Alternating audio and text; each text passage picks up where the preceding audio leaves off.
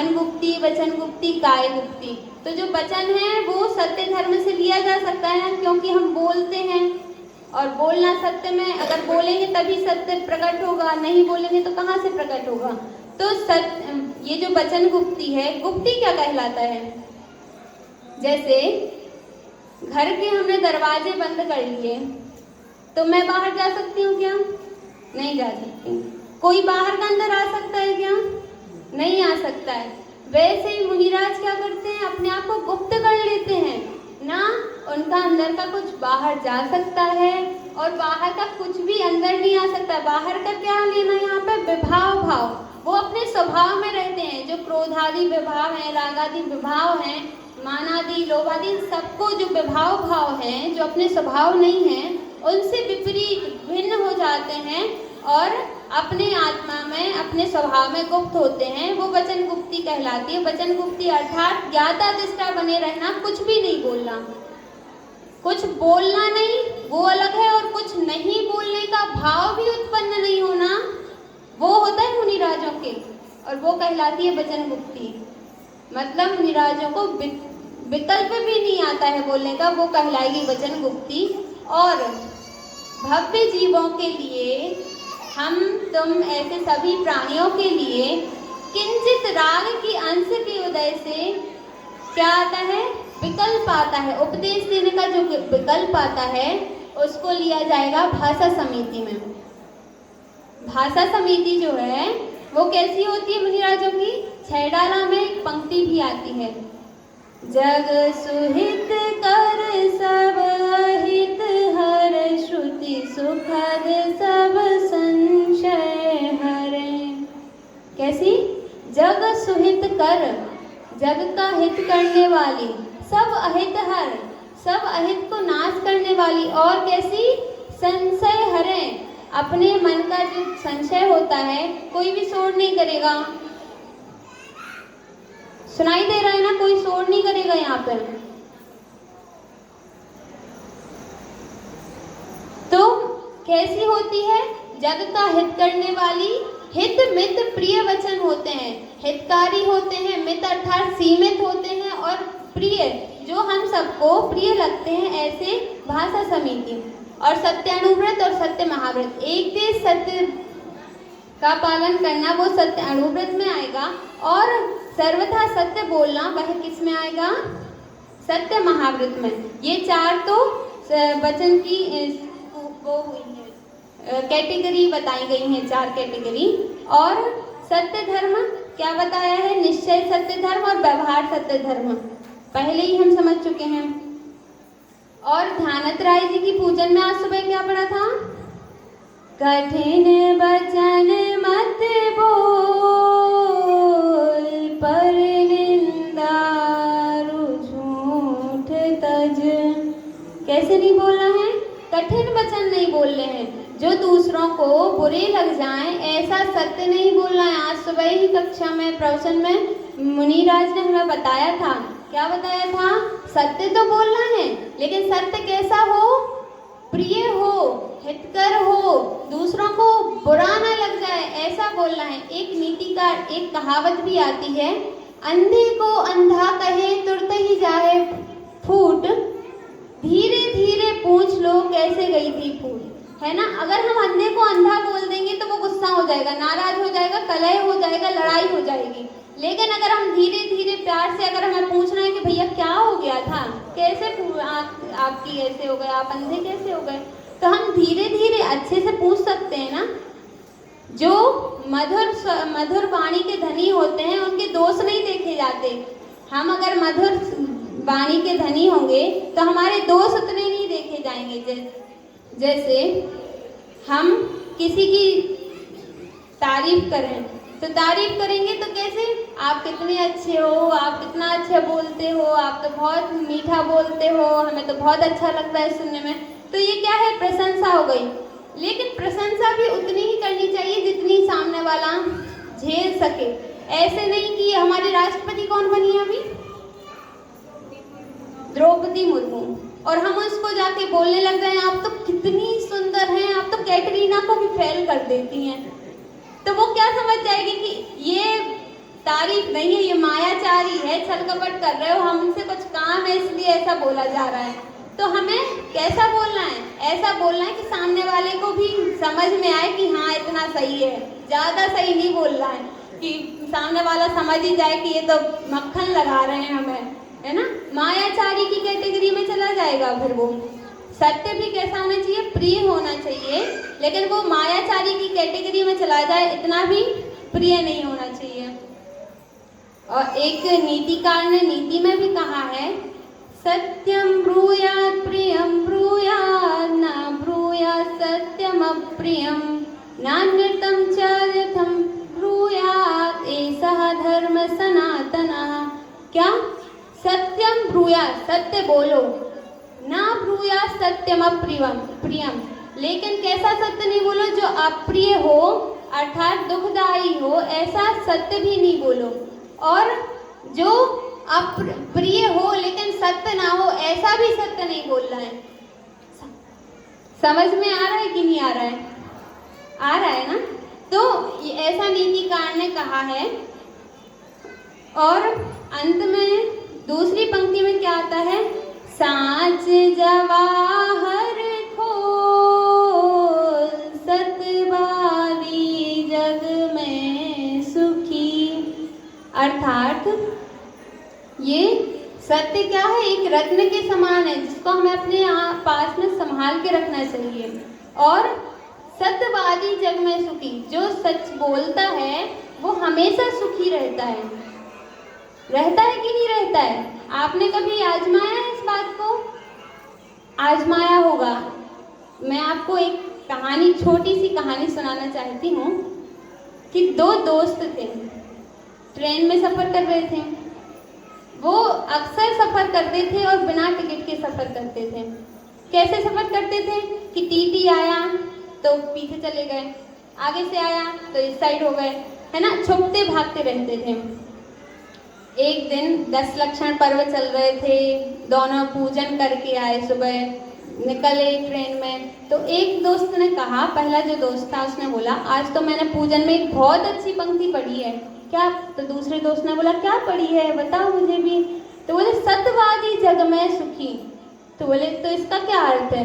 तो उसने बताया दूसरे वाले को कि जो सच बोलता है वो हमेशा सुखी रहता है।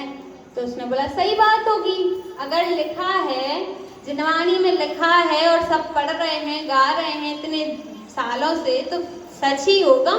तो बोले, ये मैं जो पंक्ति है इसको मैं आजमाना चाहता हूँ। पहले दोस्त ने बोला कि मैं आजमाना चाहता हूँ इस पंक्ति को, तो क्यों ना आज ही आजमा लिया जाए।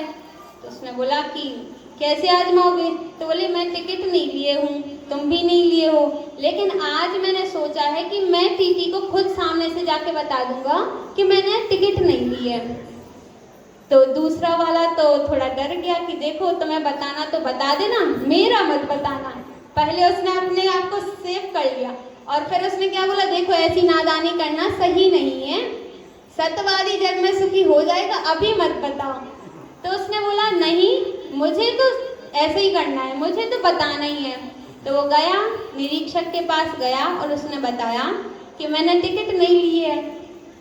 अब आप सोच सकते हैं क्या हुआ होगा। निरीक्षक ने बोला, जो टिकट के पैसे हैं वो तो दो और 100 रुपये जुर्माना भी भरो, ठीक है। अब उसने दिया, अब देना ही पड़ा, क्या करे, वो भग भी नहीं सकता अब तो जब सामने आ गया तो। और उसका दोस्त पीछे छुपा हुआ है ना, वॉशरूम में छुपा हुआ है वो, कि हाँ देखते हैं इसके साथ क्या हो रहा है। फिर उसने जुर्माना हो गया, टिकट मिल गई, वो आराम से बैठा है, 3 घंटे का सफ़र था। उसने स्टार्टिंग में ही सब कर लिया तो आराम से अब सो रहा है कि अब तो हो ही गया सब, अब मुझे क्या करना। और जो दूसरा वाला दोस्त है वो क्या कर रहा है, भाग रहा है इधर उधर कि अब ना आ जाए टीटी, हर स्टॉप पे टीटी को आना है, अब ना आ जाए, अब ना आ जाए। तो वो सो भी नहीं पा रहा, ठीक है। दोनों फिर उतरे, उनका स्टॉप आया, दोनों उतरे। फिर उसने बोला, जब वो दोनों साथ में मिले, वहाँ तो डिब्बे में मिल नहीं पाए दोनों साथ में, क्योंकि उसको डर लग रहा था दूसरे वाले को। पहले वाला भले ही निश्चिंत हो गया था, लेकिन दूसरे वाले को डर लग रहा था। जब वो उतरे तो उनने पूछा, दूसरे वाले ने पूछा, क्यों भाई, समझ ली युक्ति पंक्ति, समझ लिया आपने, क्या रहा, क्या फायदा हुआ? तो बोले, यार बहुत महंगा पड़ गया ये मुझे तो, मुझे नहीं करना था। मंदिर की बात मंदिर में ही रहनी चाहिए थी। मैंने पता नहीं क्या किया, ये तो बहुत महंगा पड़ गया, 100 रुपये ऊपर से ठुक गए। तो उसने जब ऐसा बोला तो मेरा आपसे प्रश्न है कि जो उसने सत्य बोला तो उसको सुख हुआ कि नहीं हुआ? हुआ है। महिलाओं की तरफ से तो आवाज आ गई, लेकिन पुरुष अभी भी सोच में है कि हुआ कि नहीं हुआ, हुआ कि नहीं हुआ? हुआ है। क्या हुआ? सुख कि दुख? सुख हुआ। किसको? पहले वाले को कि दूसरे वाले को? पहले वाले को। पीछे से नहीं बोल रहे आपके पापा लोग, सब शांत हैं बिल्कुल। क्या पता कौन से नंबर वाले को टिकट दिए, किसने पैसे दिए, किसने जुर्माना भरा, कुछ नहीं पता। किसको सुख हुआ? पहले वाले को। तो क्यों हुआ सुख? क्या सुख हुआ? कोई बताएगा खड़े होके? हाँ, और पीछे से कोई बताएगा?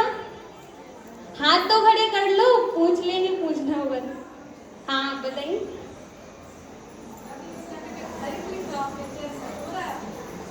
हाँ, जो सही जवाब है आप बता दीजिए। यही है। हाँ, तो क्या बोला उसने कि जो उसके 100 रुपये लगे वो किस चीज के लगे? गलती की उस चीज के उसके 100 रुपये लगे। टिकट नहीं ली तो उसके तो पैसे लगेंगे ही ना। लेकिन जो उस टिकट ना खरीदने का जो दुख था, जो दूसरा दोस्त 3 घंटे परेशान रहा, आकुल व्याकुल रहा, निरंतर उसने बहाने सोचे कि टीटी अगर धोखे से भी मिल गया, पहली बात तो मिलना ही नहीं चाहिए, मैं छुपाई रहूंगा। दूसरी बात, मिल गया तो मुझे क्या बहाने बनाने हैं, मैं ऐसा बोल दूंगा, ऐसा बोल दूंगा। बहुत सारे 50 बहाने सोच लिए। फिर तीसरे नंबर पे उसने बहुत सारे झूठ भी सोच लिए। लेकिन असत्य के लिए, असत्य बचने के लिए काफी नहीं होता है। कितने भी असत्य को छुपाने के लिए कितने भी असत्य बोलते जाओ, फंसी जाओगे लास्ट में। 100 झूठ बोल लो तो भी कहीं ना कहीं फंसना है। लेकिन जो पहला वाला व्यक्ति था वो कैसा? निश्चिंत रहा। 100 रुपये लग गए लेकिन पूरे रास्ते निश्चिंत आराम से उसने अपनी थकान मिटाई, सोया, है ना, और फिर उतरा आराम से। तो जो सत्यवादी जग में सुखी, ये क्यों कहा ध्यानत राय जी ने? क्योंकि जो सच बोलता है उसको इर्द गिर्द की बातें सोचनी नहीं पड़ती हैं। जब हम घर में किसी दिन में एक झूठ भी बोल देते हैं ना, तो हमें दिन भर ऐसा लगता रहता कि अब पता नहीं क्या कहाँ फंस जाएंगे हम। शाम को फिर से किसी ने पूछ लिया, क्यों सुबह मंदिर गई थी? ऐसे बच्चे होते हैं ना कि मम्मी ने बोला कि जाओ मंदिर, अच्छे से तैयार हो गए, नहा लिया, नीचे आ गए, बाहर पहुंच गए, डिब्बी उठा ली, सब कर लिया, और फिर क्या, दोस्त के यहाँ चले गए, आधा घंटा इधर उधर घूम घाम के वापस आ गए। फिर मम्मी ने पूछा मंदिर कर आए, तो धीमे से बोल देंगे हाँ कर आए। और शाम को फिर पूछ लिया किसी ने, पापा ने, कि क्या तुम मंदिर कर आए? मुझे तो नहीं दिखे थे आज मंदिर में। तो फिर डर लगेगा यार अब कैसे बचें। तो क्या होता है, दिन भर अगर हमने एक झूठ, ये तो उदाहरण है, एक झूठ भी बोल दिया तो हमारा दिन भर उसी में ऐसा लगता रहता है अब कहाँ फंसे पता नहीं, कितने और झूठ बोले, लेकिन अंत में क्या होगा, रात तक बता ही देंगे मम्मी हम नहीं जा पाए मंदिर, टाइम नहीं मिला, या फिर मैं इधर उधर चली गई है, ऐसे। तो ये होता है कि सत्यवादी जग में सुखी, जो सच बोलेगा वो सुखी रहेगा, और जो सच नहीं बोलेगा वो यथार्थता में दुखी ही रहेगा, वो सुखी नहीं हो सकता है। सत्य भी कई प्रकार के होते हैं। जो गोमटसार जीव कांड है उसके योग गुणस्थान वाली, उसमें योग अध्याय में मार्गणा स्थान में दिया है 222 नंबर की गाथा में 10 प्रकार के सत्य बताए हैं। उपमा सत्य, नाम सत्य, व्यवहार सत्य, जनपद सत्य, ऐसे 10 नाम बताए, 10 प्रकार के सत्य। तो क्या होता है ये उपमा सत्य? जैसे मैंने बोला कोकिल कंठी, आपको किसकी याद आई कोकिल कंठी से? किसकी? हाँ, लता मंगेशकर की। ये है तो उपमा कोकिल कंठी, लेकिन हमें कोयल की याद नहीं आ रही, और कोई जो छोटा मोटा गायक है या कोई है उसकी याद नहीं आ रही। किसकी डायरेक्ट याद आ रही? लता मंगेशकर की। क्यों आ रही? क्योंकि उसकी उपमा है, उसको ही उपमा मिली है ये, तो ये उपमा सत्य है। जैसे हम नाम लेंगे तो लता मंगेशकर को ही कहीं पे भी चले जाओ, भारत में विदेश में कहीं पे भी चले जाओ, किसको याद किया जाएगा? लता मंगेशकर को याद किया जाएगा। भले ही वो कोयल जैसी ना दिखती है, ना कोयल जैसा उसका कोई आकार है, ना कोई कलर है, ना कोई शेप है, ना कोई वजन है, कुछ नहीं है उसके जैसा, लेकिन बोला जाता है इसलिए उसको उपमा सत्य, कहीं ना कहीं वो सत्य है, झूठ की कैटेगरी में नहीं आएगा। वैसे ही नाम सत्य, ऐसे जनपद सत्य होते हैं कि हर राज्य की अपनी अपनी भाषाएं होती हैं। कहीं पे किसी चीज़ को कुछ बोला जाता है, कहीं पे उसी चीज़ को कुछ और बोला जाता है। तो ऐसा तो है नहीं कि तुम झूठ बोल रहे। हमारे यहाँ तो कटोरी को कटोरी, एग्जाम्पल, कटोरी को कहीं और पे ग्लास बोलते हो, तो हम क्या उसको बोल देंगे कि तुम झूठ बोल रहे, कटोरी बोलना चाहिए। तो वो क्या बोलेगा, यार हमारे यहाँ तो यही बोलते हैं तो हम बोल रहे हैं। तो वो सत्य में ही आएगा, झूठ में नहीं लिया जाएगा। और 4 प्रकार के झूठ भी होते हैं, किसी को मालूम है? 4 प्रकार के झूठ होते हैं। सत्य का अपलाप, असत्य का उद्भवन, अन्यथा प्ररूपण और गर्हित वचन। 4 नाम पुनः दोहरा रही हूँ, सुन लेना, फिर ये मिलेगा। क्या है? पहला क्या है? सत्य का अपलाप, असत्य का उद्भवन, अन्यथा प्ररूपण और गर्हित वचन। सत्य का अपलाप क्या है? कि जो नहीं है उसको नहीं कहना, जो विद्यमान है, अभी मैं यहाँ पे ये विद्यमान है, दिख रही है सबको, लेकिन बोलूँ कि मेरे पास तो गिफ्ट है ही नहीं, तो ये क्या होगा? सत्य का अपलाप कर दिया। और असत्य का उद्भवन, असत्य, जैसे मेरे पास अभी पैसे नहीं है, तो मैं क्या बोलूँगी? मेरे पास पैसे हैं। जो नहीं है उसको है कहना, वो असत्य का उद्भवन होगा। और जो नहीं, जो है उसको नहीं कहना, वो क्या कहलाएगा? सत्य का अपलाप। 2 हो गए। तीसरा है गर्हित वचन। गर्हित वचन क्या कहलाता है? कि हमें दूसरों को निंद, कलहकारी, निंदकारी, अप्रिय, निंदनीय शब्द जो बोलते हैं, वो क्या हो जाएगा? गर्हित वचन। गर्हित वचन ये किस में आ गया? असत्य में आ गया। और यही बात ऊपर अपन ने पढ़ी थी कि सत्य कौन सा कहलाएगा? जो प्रिय होगा और कैसा होगा? सच भी होना चाहिए और प्रिय भी होना चाहिए, वो ही सत्य कहलाता है।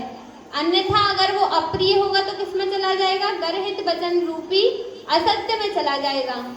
हमने सत्य के भी भेद देख लिए और असत्य के भी भेद देख लिए। तो असत्य के भेद में क्या है? गर्हित वचन, जो निंदकारी वचन होंगे वो गर्हित वचन में चले जाएंगे और असत्य में आएगा। और जो प्रिय होगा वो ही प्रिय, और सत्य जो होगा वो ही उसमें आएगा। किसमें? सत्य धर्म में आएगा। ये तो सत्य धर्म हुआ। देखो 3 कैटेगरी के लोग हैं अपने यहाँ पर, वृद्ध भी हैं, युवा भी हैं और बालक भी हैं, है ना? तो जो वृद्ध हैं वो तो ये सोच रहे हैं, सोच बोलना नहीं चाहिए लेकिन तो भी बोल रही हूँ, वृद्ध क्या सोच रहे होंगे कि क्या पता अगले 10 लक्षण मिले नहीं मिले, तो हमें ऐसे सुनना है कि सारा सार हमारे गर्भित हो जाए अंदर, सब प्रकार बिल्कुल अंदर, एक भी पॉइंट छूटना नहीं चाहिए। ऐसा नहीं होना चाहिए कि हमें सत्य धर्म का इतना सा भी समझ में नहीं आया, पूरा समझ में आना चाहिए। और जो युवा लोग हैं वो क्या सोच रहे हैं? अगली बार भी तो आना है, सुन लेंगे, समझ लेंगे, अभी तो टाइम है। और जो बालक हैं वो तो सुन ही नहीं रहे, कहानी बस सुन ली, उतना बस हो गया, आगे पीछे का कुछ नहीं सुनना, बस कहानी का सुनना था। तो देखो कल हो ना हो पता नहीं, क्रमबद्ध पर्याय में होगा तो जरूर होगा, आएगा वो दिन, लेकिन नहीं हो क्या पता, क्रमबद्ध पर्याय में ऐसा हो कि नहीं होंगे हम। तो इसलिए आज जो हम बता रहे हैं वो सुन लो, समझ लो, स्वीकार कर लो, आचरण में लाओ, वरना पता नहीं क्या हुआ। एक भजन में आता है, पुद्गल का क्या विश्वासा, जैसे पानी बीच पताशा। क्या ये देह किससे बनी हुई है? पुद्गल है कि नहीं है? पुद्गल है। पुद्गल का क्या विश्वासा, जैसे पानी बीच पतासा। क्या उदाहरण दिया है? पानी के बीच में पतासा, जानते हो बदेसा जो बलुआ में लास्ट में मिलते हैं वाइट वाइट कलर के, तो वो हमने पानी के बीच में रख दिया, वो कितनी देर तक टिकेगा? सुबह हमने रखा, शाम तक रहेगा कि नहीं रहेगा? कहाँ गया? हमने तो रखा था, तो वो घुल जाएगा। जैसे पानी बीच पतासा, ऐसे ही है पुद्गल का। हम पुद्गल पे विश्वास नहीं कर सकते, अगले ही क्षण आधा घंटे बाद पता चले सुने कि ये तो बेहोश हो गई, पता नहीं कहाँ गई, है ना। तो वैसे ही और भी उदाहरण दिए हैं, जैसे चमत्कार बिजली का और इंद्रधनुष आकाशा। क्या? जैसे चमत्कार बिजली का आती है और फिर कितनी देर तक रहती है। हम अपने बच्चे को बुलाने जाएं कि आओ देखो देखो बिजली चमक रही, देख लो, रहेगी कि नहीं रहेगी वो जब तक आएगा? नहीं रहेगी। और इंद्रधनुष, वैसे ही इंद्रधनुष है। तो ये सब कैसे हैं? क्षणिक हैं। ऐसे हम पुद्गल पे विश्वास नहीं कर सकते हैं। इसका पैराग्राफ भी बहुत अच्छा है, सुनना चाहते हैं? सुनना चाहते हैं कि नहीं? एक दिन ऐसा होगा लोगों, एक दिन ऐसा होगा लोगों, जंगल होगा बासा, इस तन पर हल फिर जाएंगे और पशु चरेंगे घासा। पुद्गल का क्या विश्वासा, जैसे पानी बीच पतासा। क्या कहा है इसमें? इस तन पर हल फिर जाएंगे। जब हमारी ये देह छूट जाएगी, हमें जंगल में भेज दिया जाएगा, फिर हमारा ये देह मिट्टी में मिल जाएगा और इस पे हल चल जाएंगी और घास उग जाएगी। और घास कौन चर के चला जाएगा? पशु। पशु उस घास को चर के चले जाएंगे। और हमने अपना आत्म कल्याण नहीं किया तो फिर सोच लेना कि क्या होने वाला है इस देह का। इस देह में अपनत्व करना है कि नहीं करना? नहीं करना। ये देह अपनी है कि नहीं है? नहीं है, अपावन है। नव द्वार बहे घिनकारी, ऐसी है ये देह। कल बताया होगा, सुचिता धर्म था, शौच धर्म। तो क्या है? 6 डाला में बताया है दौलत राम जी ने। क्या कहा है? पल रुधिर राध मल थैली की कस बसादित मेली, नव द्वार बहे घिनकारी, अस देह करे किम यारी। कैसे? कि ये जो शरीर है कैसा है? एक मल रूपी मटके जैसा है, कि जैसे मटके में मल भरा हो, वैसे ही है। थोड़ी सी भी चमड़ी उखड़ जाती है तो देखने का मन करता है क्या? नहीं, तुरंत पट्टी करवा लेते हैं, हम नहीं देख सकते, है ना। तो ऐसी है नव द्वार बहे घिनकारी। फिर भी हम कैसे कर रहे हैं? उसके साथ तैयारी कर रहे हैं, मित्रता कर रहे हैं, उसी देह में अपनत्व कर रहे हैं, उसी देह को अपना मान रहे हैं। थोड़ा सा भी कोई पिंच कर देता है, पिंच तो चलो उसको अपन भगा देंगे, मार देंगे, क्यों भैया क्यों पिंच कर रहे हैं। लेकिन मच्छर काट जाए तो कितना ऐसा लगता है, अरे यार क्या फालतू के काम हो रहे हैं, मच्छर काट रहे हैं, तो कितना सा हमें सहन नहीं होता है। क्यों? क्योंकि हम इसको अपनत्व, इसमें अपनत्व कर रहे हैं। और मुनिराज को मच्छर काट रहे हैं। यहाँ तक कि श्रेणिक ने, राजा श्रेणिक ने क्या किया था? सर्प डाल दिया था मरा हुआ।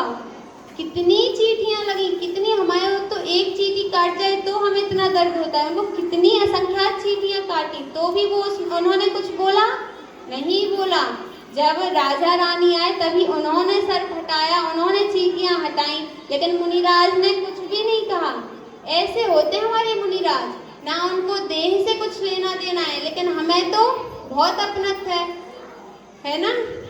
तो ये अपनत्व हमने कम करना है और सत्य धर्म को स्वीकार करना है। कैसा सत्य बोलना है? हित मित प्रिय हो, अप्रिय ना हो, किसी को बुरा ना लग जाए। अंधे को अंधा नहीं बोलना है। अंधे को क्या बोलना है? अंधा नहीं बोलना है, उसकी सहायता करनी है, उसको कहना है कि क्यों भैया क्या हो गया था, हम हैं आपकी मदद करने के लिए, आप ऐसा मत सोचो कि कोई नहीं करेगा। तो हमें ऐसे सत्य धर्म को स्वीकार करके समझ के पालन करना है। इसी मंगल भावना से मैं अपनी बात को विराम देती हूँ। यहाँ पर प्रश्न पूछने के लिए दीपिका जी आ जाएं।